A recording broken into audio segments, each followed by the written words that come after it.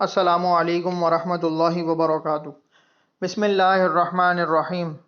رزق کی تنگی دور اور وسعت کے لیے جو شخص رزق کی تنگی میں مبتلا ہو وہ کثرت سے فرض نماز اور نفل کے بعد ان آیات کا اٹھتے بیٹھتے کثرت سے ورد کرے۔ اللہ تعالیٰ اس کے غیب سے روزی اور اس کے مال میں ترقی اور تنگ دستی دور فرمائیں گے انشاءاللہ۔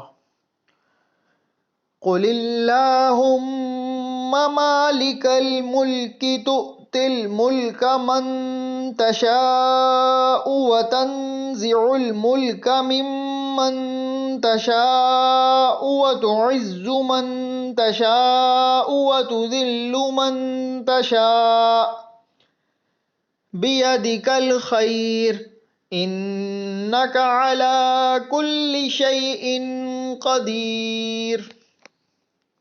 میرے چینل کو لائک کیجئے، شیئر کیجئے، سبسکرائب کیجئے۔ جزاک اللہ خیرہ۔